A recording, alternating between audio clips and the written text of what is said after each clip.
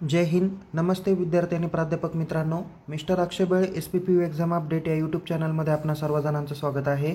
आत्ताच्या व्हिडिओमध्ये आपण SPPUने आज दिनांक 2 ऑगस्ट 2024 रोजी एक महत्त्वाचं परिपत्रक जारी केलं, ज्यामध्ये त्यांनी प्रोविजनल ॲडमिशन घेतलेल्या स्टुडंटसाठी काही महत्त्वाची माहिती दिलेली आहे. त्यामुळे हा व्हिडिओ शेवटपर्यंत नक्की बघा. आवडल्यास या व्हिडिओला लाईक करा, शेअर करा. अधिक माहितीसाठी आपण आपल्या यूट्यूब चॅनलला सबस्क्राईब करायला विसरू नका. तसेच परीक्षाबाबत अद्ययावत माहितीसाठी आपण आपल्या टेलिग्राम चॅनलमध्ये सहभागी होऊ शकता. लिंक डिस्क्रिप्शन बॉक्समध्ये देण्यात आलेली आहे. तर या व्हिडिओच्या माध्यमातून आपण जाणून घेणार आहोत की प्रोविजनल स्टुडंटला आपल्याला पुढच्या वर्गामध्ये प्रवेश भेटणार आहेत का. जर प्रवेश घेतला असेल तर नेमकी काय करावं लागेल, या सर्व बाबत माहिती या व्हिडिओमध्ये दिलेली आहे. हे परिपत्रक नेमकी काय सांगतं ते देखील आपण सोप्या भाषेत समजून घेण्याचा प्रयत्न करूया. बघा, सावित्रीबाई फुले पुणे विद्यापीठाच्या S&T सेक्शननी दिनांक 1 ऑगस्ट 2024 रोजी 1102 या नावाचं एक परिपत्रक जारी केलेलं आहे, ज्यामध्ये त्यांनी सांगितलेलं आहे की अनुत्तीर्ण विद्यार्थ्यांना पुढील वर्षामध्ये विशेष प्रवेश किंवा प्रोविजनल प्रवेश घेण्याबाबत.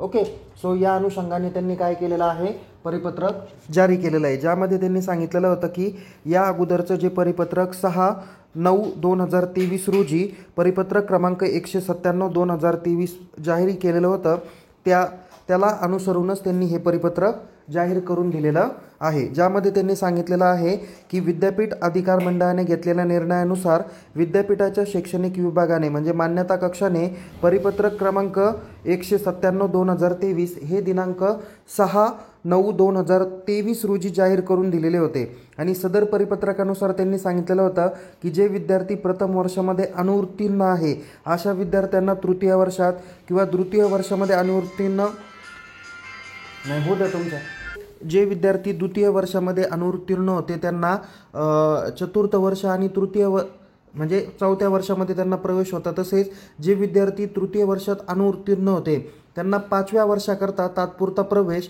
काही अटी आणि शर्तीच्या अधीन राहून शैक्षणिक वर्ष 2023-24 करता विशेष बाब म्हणून देण्यात आलेला होता. म्हणजे बघा, हे जे काही परिपत्रक सांगितलेलं होतं ते 2023-24च्या प्रवेशाबाबत सांगितलेलं होतं. त्यामध्ये त्यांनी सांगितलेलं होतं की जर का एखादा विद्यार्थी first year BA BCom BSc वगैरे तसं अभ्यासक्रमात जर का फेल झालेला असेल तर त्याला TYला प्रवेश भेटत होता, प्रोविजनल ॲडमिशन भेटत होतं.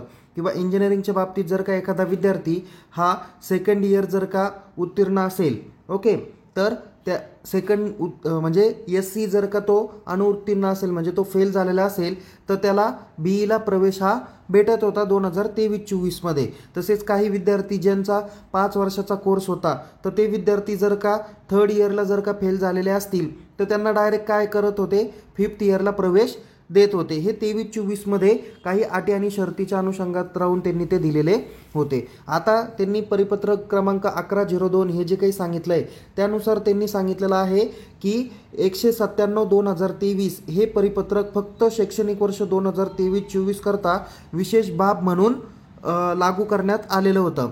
तर सदर परिपत्रक हे शैक्षणिक वर्ष 2024-25 करता लागू करण्यात आलेलं नाही.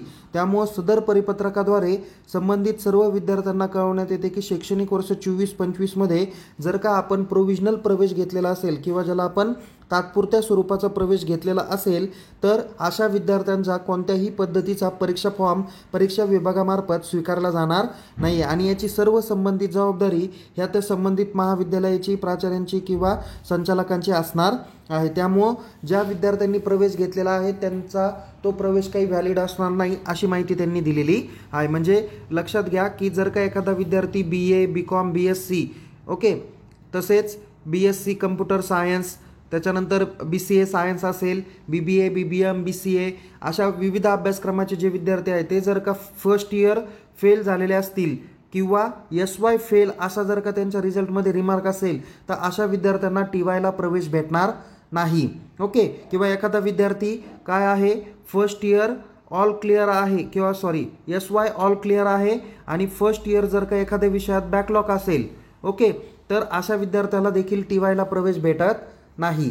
ओके, काही महाविद्यालय काय करू शकतात की तुम्हाला आत्ता म्हणतील की येणाऱ्या ऑक्टोबर-नोव्हेंबरच्या परीक्षेमध्ये तुम्ही काय करा, फर्स्ट इयर द्या आणि नंतर आपण काय करू, एप्रिल 2025च्या एक्झाममध्ये आपण TYचे सेमिस्टर 5th आणि 6th सोबत देऊ. तर असं कोणत्याही परिस्थितीत यावेळेस लागू करण्यात येणार नाही. सब्जेक्ट ॲड रिक्वेस्ट जरी टाकली तरीसुद्धा अशा सब्जेक्ट ॲड रिक्वेस्ट काय केल्या जातील, रिजेक्टेड केल्या जाणार आहे. त्यामुळं विद्यार्थी मित्रांनो काळजीपूर्वक प्रवेश घ्या. प्रोव्हिजनल ॲडमिशन हा जो काही बाब आहे ती शैक्षणिक वर्ष 24-25 करता लागू करण्यात आलेली नाही. जर का तुमचा रिझल्ट फेल, सपोज आपण गृहीत धरूया की फेल ATKT असेल तरच तुम्हाला पुढच्या वर्गात प्रवेश भेटेल.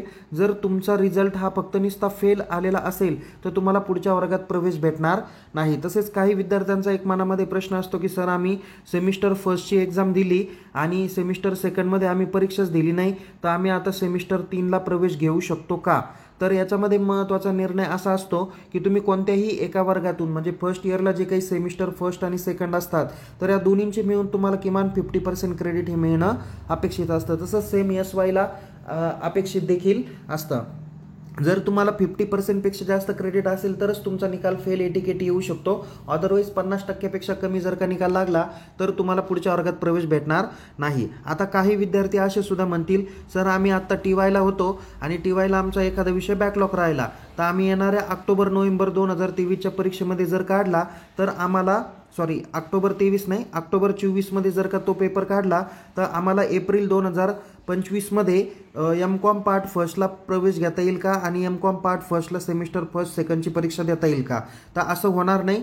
जर का तुमचं TY हे ऑक्टोबर 2024मध्ये कंप्लीट झालं याचा अर्थ तुम्ही शैक्षणिक वर्ष 24-25मध्ये TY पास आऊट झालेले आहात, तर तुम्हाला M.Comला जो काही प्रवेश असेल तो 25-26 याच वर्षामध्ये घेतलं अपेक्षित राहील. जर का कोणी असं महाविद्यालय 24-25मध्येच तुम्ही TY पास आऊट होतात आणि 24-25मध्येच तुम्ही M.Com पार्ट फर्स्ट आऊट दाखवत असतील तर ते कायद्याने चुकीचं आहे. अशा वेळेस संबंधित विद्यार्थ्यांवर आणि महाविद्यालयांवर देखील विद्यापीठांतर्गत कडक कारवाई होण्याची शक्यता आहे. त्यामुळं शक्यतो तरी त्या वर्षात तुम्ही ते जे काही बॅकलॉग राहिलेले विषय आहे ते लवकर काढण्याचा प्रयत्न करा. तर सगळ्यात महत्त्वाची आणि शॉर्ट बट स्वीट इथे परत माहिती सांगतो की प्रोव्हिजनल ॲडमिशन तुम्हाला भेटणार नाही.